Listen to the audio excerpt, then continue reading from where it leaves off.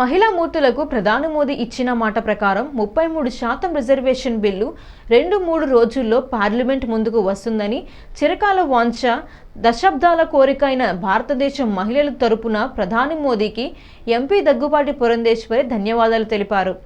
Rajamahendravaram BJP కార్యాలయంలో జరిగిన media సమావేశంలో దగ్గుపాటి పురంధరేశ్వరి మాట్లాడుతూ మహిళా సాధికారత కోసం బీజేపీ పనిచేస్తుందని, మహిళలు ఎదుర్కొనే సమస్యలకు పరిష్కారం చూపించే విధంగా ప్రధాని మోదీ పనిచేస్తున్నారని కితాబిచ్చారు.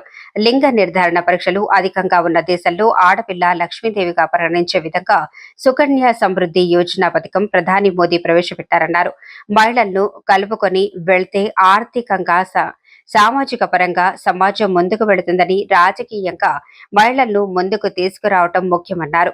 చట్టసభల్లో మహిళలకు 33% రిజర్వేషన్ కల్పించాలని దశాబ్దాల కోరిక అన్నారు.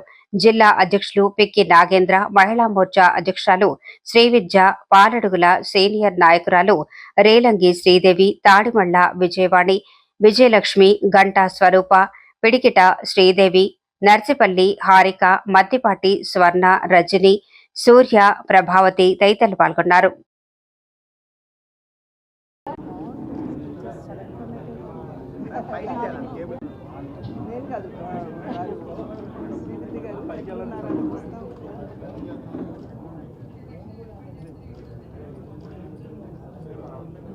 దానికి కూడా రెమెడియల్ మెజర్స్ తీసుకుంటారు. రిప్రజెంటేషన్ అనేది ఖచ్చితంగా దక్షిణ భారతదేశానికి ఆన్ పార్ విత్ ఉత్తర భారతదేశం ఇచ్చేటువంటి అవకాశం ఉందండి. అన్యాయం జరిగేటువంటి పరిస్థితి, ఆందోళన ఉంది. మేమందరం కూడా ఆందోళన చెందాము, మేమందరం కూడా మా నాయకులతో మాట్లాడాం. బట్ ఈ చర్చల మాధ్యమంగానే వారు గుర్తించారు విషయాన్ని, అండ్ దానికి పరిష్కారాన్ని కూడా త్వరలో మనకు అందిస్తారు. ఇప్పుడు అందుకనేనండి, ఇప్పుడు మీరు అనేది ముద్రాలోను వాటికి సంబంధించి ఏదో క్వెరీ పెడుతున్నారు అనేది మీరు చెప్తున్నారు. నిన్ననే నేను ముంబైలో జరిగినటువంటి ఒక కార్యక్రమంలో బ్యాంకులకు కూడా రేజ్ చేసినటువంటి ప్రశ్న ఇదే.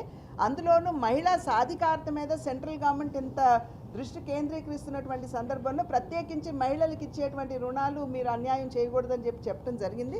వాళ్ళు కూడా మాకు కింద నుండి క్షేత్రస్థాయి నుండి ఆ రకమైనటువంటి రిపోర్ట్ రాలేదు అని సీజీఎం లెవెల్లో చెప్పడం జరిగింది. మేము వెంటనే వారిని ఫైనాన్స్ మినిస్టర్ గారి దృష్టి కూడా తీసుకెళ్తాం.